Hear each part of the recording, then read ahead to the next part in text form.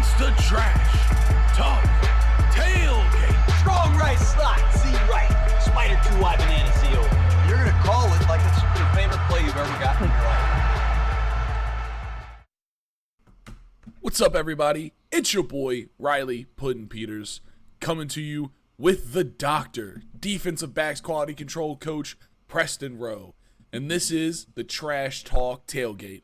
And boy, oh boy, are we not in prime playoff form. This episode, we're going to talk about the Houston Texans versus the Baltimore Ravens. This is the 1 seed in the AFC versus the 4 seed.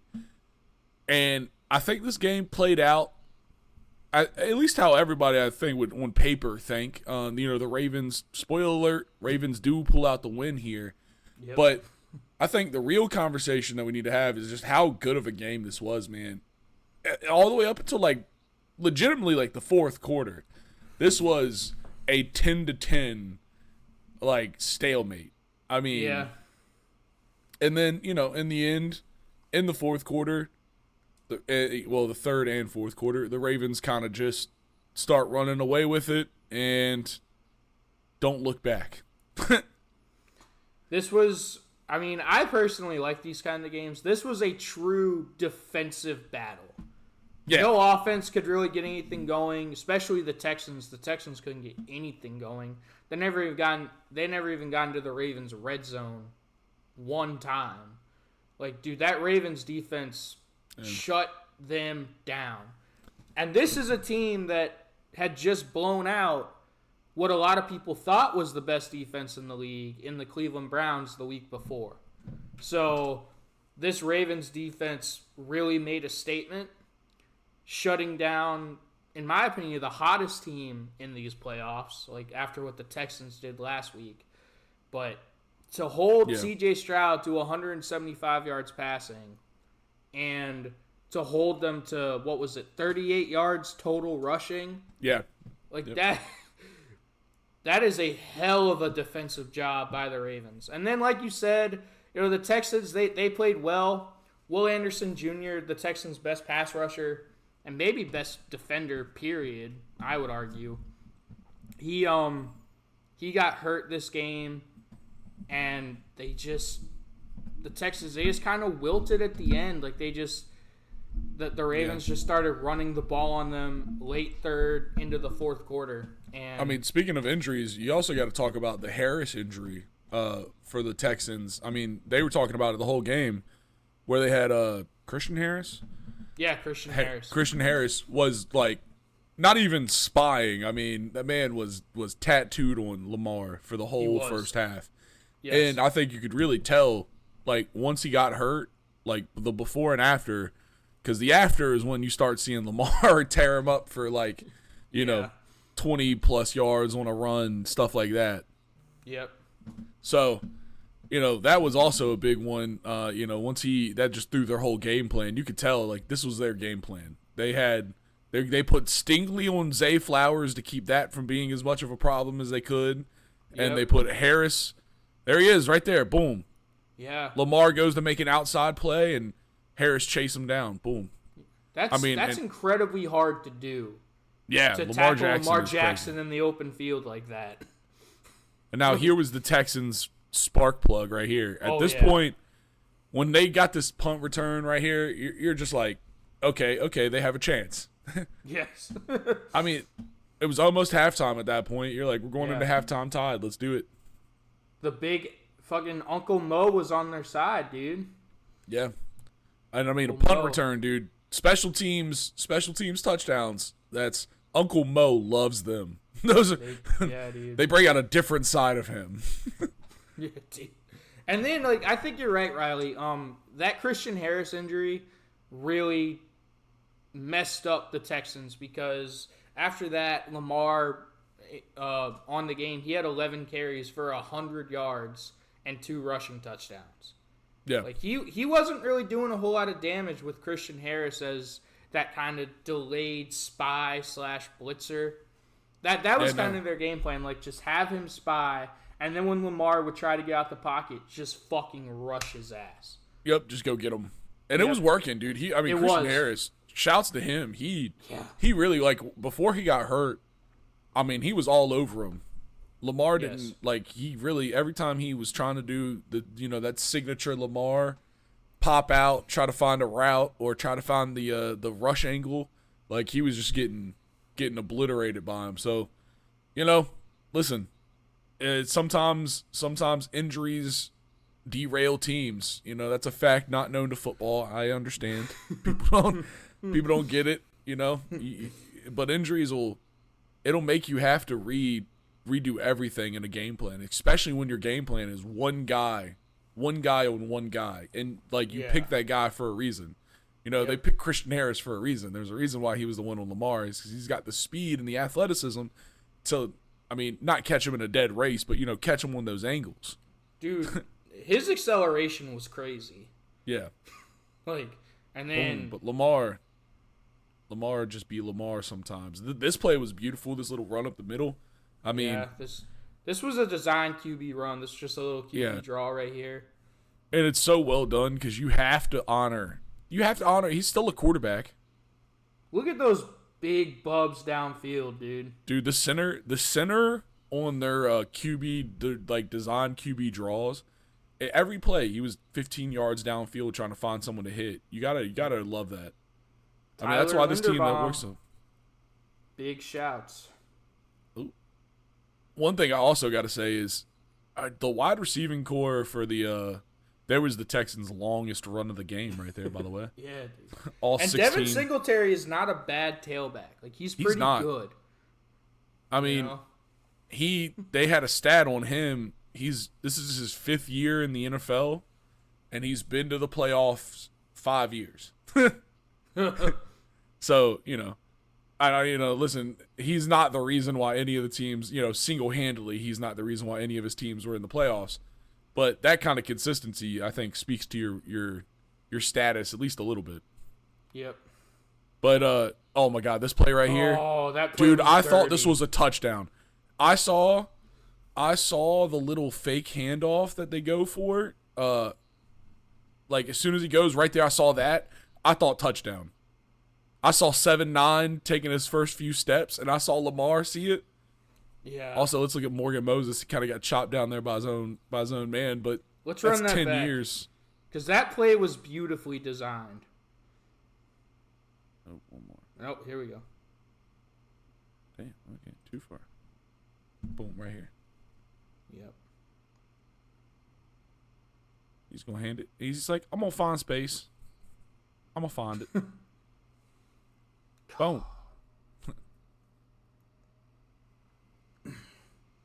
Boom. Gotta love, dude. In the world where the QB sneak, go check out our video on the QB sneak, where the QB sneak is the king. A little bit of that boot action outside, you can't stop it, especially when you got someone like Lamar. And this right here, this play was dirty. There it is. Oh. Now, Dr. Preston, there were some interesting comments from the commentary crew for this play, where they're saying that this was a poorly thrown ball and just a great play by the tight end. You got anything to say for that? Yeah, I do. This was, well, first of all, this was a beautifully designed play. So run it back. Oh yeah. I mean, this is really where, as a defense, you are in a no-win situation. Boom. That is straight power. Yeah, dude. Like, that is straight QB power. You get blockers out in front. And as a defense, I mean, look, he could easily take off and run this ball. Because look at the defenders right there. They don't know what to do. Like, there's just a mishmash, mosh posh right here of just Texans defenders. If Lamar wanted to hit the edge, he might score on this one.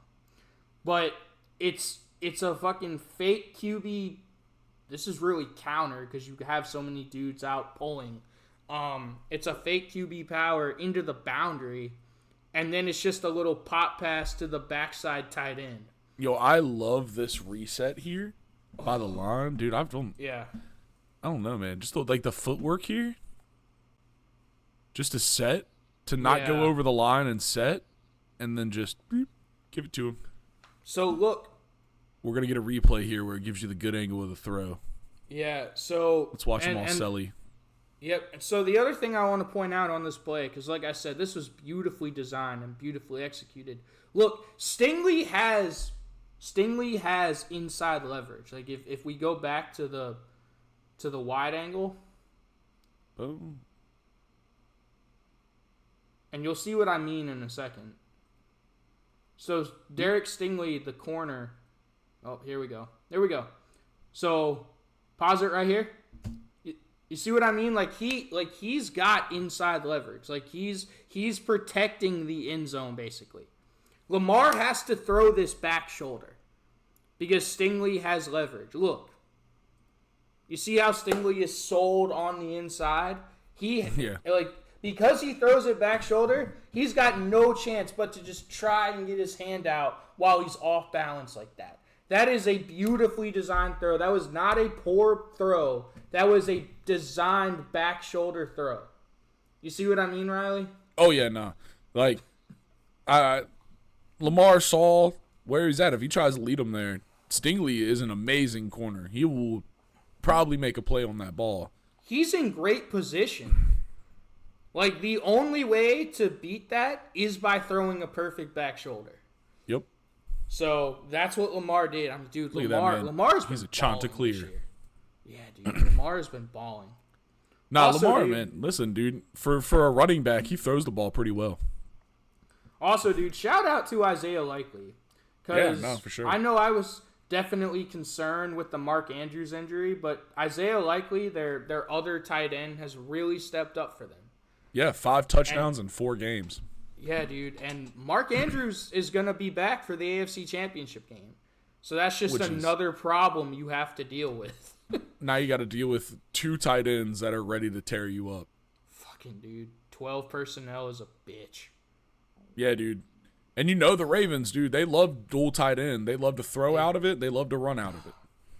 Yeah, dude. It's the Ravens offense, because it's so Lamar-centric and run-the-ball-centric, and they're based on just pure power football, it's hard to stop.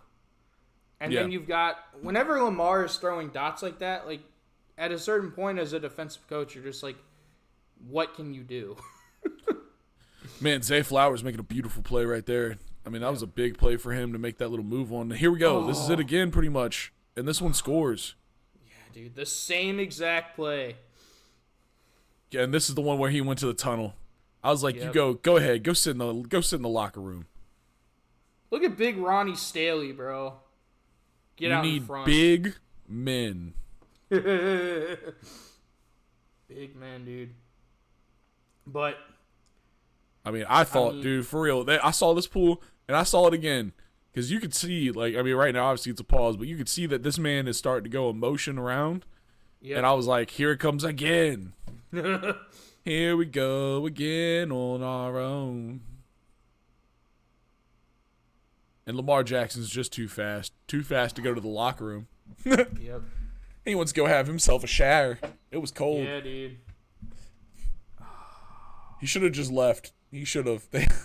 I mean, we do have to shout out the Texans because no, for sure. No one thought they were going to be in this position. Like, this specific cut of this game does not give the Texans the credit that they deserved, because that whole first half, I mean, they kept them in check. It was 10-10 at halftime. Like, this Texans team came out and they played amazing football.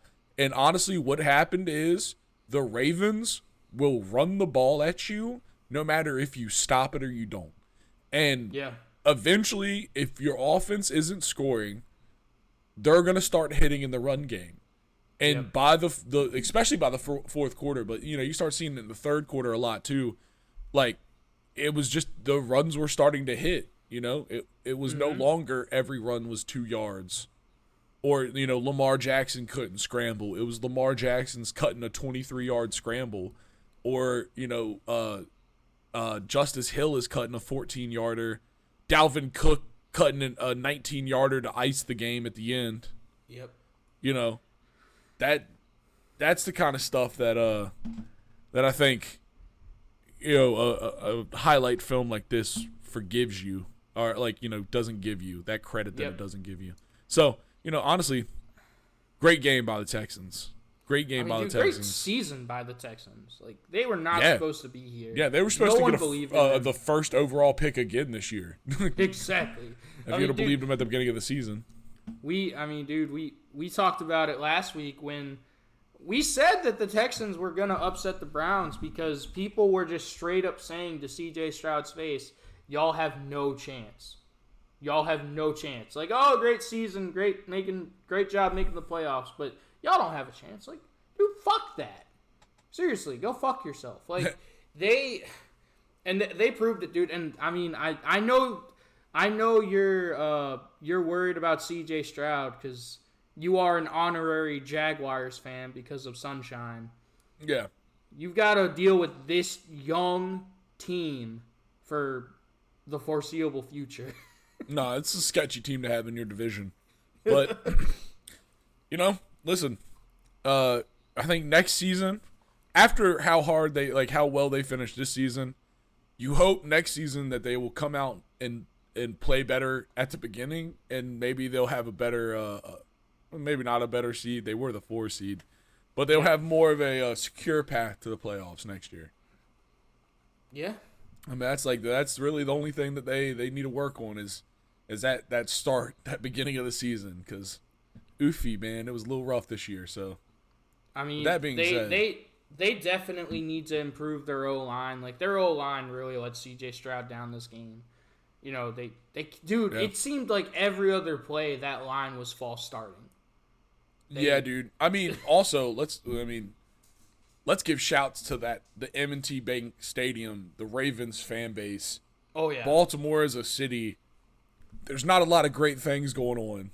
So when the Ravens are doing absolute work, it was freezing cold. That stadium was packed to the gills plus some, and it was loud all 4 quarters.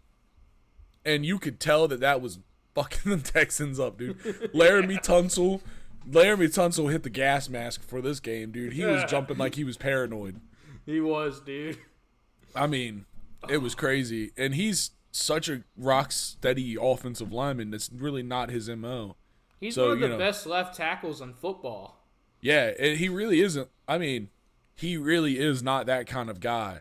Like, this game, he was just something, something was up, and you got to give that credit to the fans.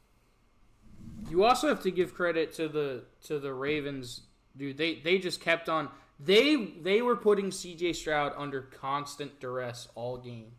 Roquan Smith, Patrick Queen, Jadeveon Clowney, dude. Fucking they even sent Kyle Hamilton a safety on blitzes. Like they just kept. They had a great blitz package and game plan to get C.J. Stroud off his game. And that offensive line was doing him no favors. So, but dude, the Texans are going to be a good team for a long time as long as they have C.J. Stroud. Absolutely, and it's just he made all of those plays. It's just another quarterback that you have to deal with if you're in the AFC. Absolutely. Also, one last shouts to D'Amico Ryans. Oh yeah. For his 69% blitz rate this game. After only blitzing 20% of passing snaps through the entire season. He cranked it up this game, and it damn near worked. But yeah, man, this was a great one. But we'll see the Ravens moving on to the AFC Championship game, and we'll see the Texans go back home and keep writing a script for another great run. But for me and the doctor, we're going to clean this one up and get out of here, y'all. Peace.